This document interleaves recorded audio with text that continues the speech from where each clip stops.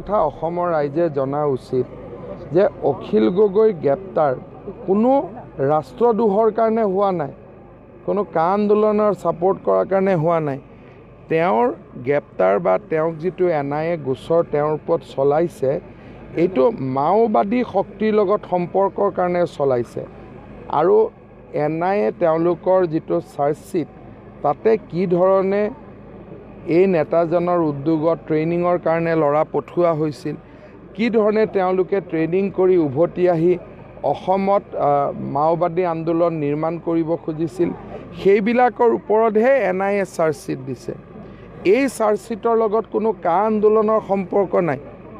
সন্ত্ৰাসবাদৰ বা মাওবাদী শক্তিক অসমত নিমন্ত্ৰণ কৰাৰ এভিডেন্সৰ কাৰণেহে গ্ৰেপ্তাৰ হৈছিলে। কিন্তু মই বিভিন্ন বাতৰি কাকত, ফেচবুক, ছ'চিয়েল মিডিয়াত মাজে মাজে দেখি থাকোঁ যে কা বিৰোধিতাৰ কাৰণে তেওঁৰ গ্ৰেপ্তাৰ হ'ল। তেওঁৰ কেছটো কাৰ লগত কোনো সম্পৰ্ক নাই। এইটো বহুত দিনৰ পৰা অসম পুলিচে ৰেজিষ্টাৰ কৰা কেছ, যাক NIA লৈকে ট্ৰান্সফাৰ হৈছিলে। গতিকে কাৰ লগত অখিল গগৈ গ্ৰেপ্তাৰৰ কোনো সম্পৰ্ক নাই।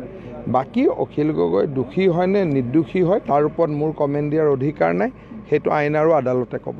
মই কৈছোঁ যে কোনোবা মানুহক জেলত থৈ আমি ৰাজনীতি নকৰোঁ, কিন্তু জেলত থকা নথকা, গোচৰ থকা নকৰা সিদ্ধান্তটো কোৰ্টে ল'ব, তাৰ লগততো ৰাজনীতিৰ কথা নাই। ভয় কৰিছে, ৰাইজলৈ ভয় কৰিছে, অখিল গগৈলৈ ভয় কৰিছে।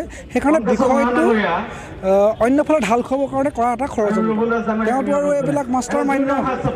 মানুহক কেনেকৈ নিকৃষ্ট কৌশল কৰিব পাৰে, মানুহক কেনেকৈ গচকিব লাগে তেওঁ জানে, হিমন্তই জানে। সেইকাৰণে এই কামবিলাক কৰি আছে। গতিকে তেওঁৰ কথা ভিত্তিহীন, তেওঁৰ কথাৰ পৰা একো শুনিবলগীয়া নাই।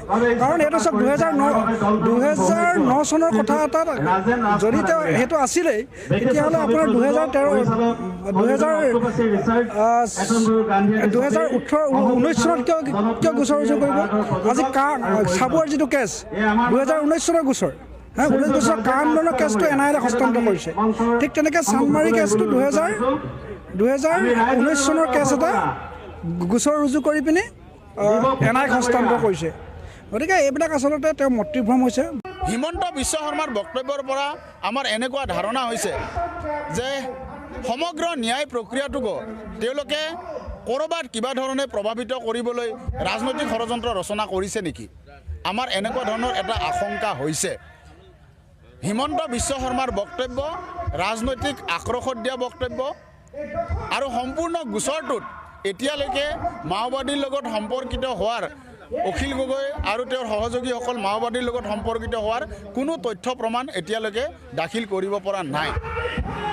তাতকৈ ডাঙৰ কথা, কা আন্দোলনৰ সময়ত একেলগে অখিল গগৈৰ লগতে কৃষক মুক্তিৰ ধৈৰ্য কোঁৱৰ, ছাত্ৰ মুক্তিৰ বিতু সোণোৱাল আৰু মানস কৈৰকো গ্ৰেপ্তাৰ কৰা হৈছিলে, আৰু তেওঁলোকক গ্ৰেপ্তাৰ কৰি তেওঁলোকৰ গোচৰবিলাকো NIA তদন্ত চলাইছিলে। অৰ্থাৎ কা আন্দোলনৰ লগত অখিল গগৈ, ধৈৰ্য কোঁৱৰ, বিতু সোণোৱাল, মানস কোঁৱৰ তেওঁলোকক গ্ৰেপ্তাৰ কৰা গোটেই প্ৰক্ৰিয়াটোৰ প্ৰত্যক্ষভাৱে সম্পৰ্কিত। এতিয়া কা আন্দোলনৰ চেণ্টিমেণ্ট যাতে অখিল গগৈৰ ওচৰলৈ নাহে, ৰাইজৰ দলৰ ওচৰলৈ যাতে এই চেণ্টিমেণ্ট জড়িত হৈ নাযায়, তাৰ কাৰণে ৰাইজক বিপথে পৰিচালিত কৰিবৰ কাৰণে হিমন্ত বিশ্ব শৰ্মা ডাঙৰীয়াই এই বক্তব্য প্ৰদান কৰিছে। এই বক্তব্য ৰাজনৈতিক আক্ৰোশ স্পষ্ট হৈ আছে। আপোনাৰ মঞ্চ, আপোনাৰ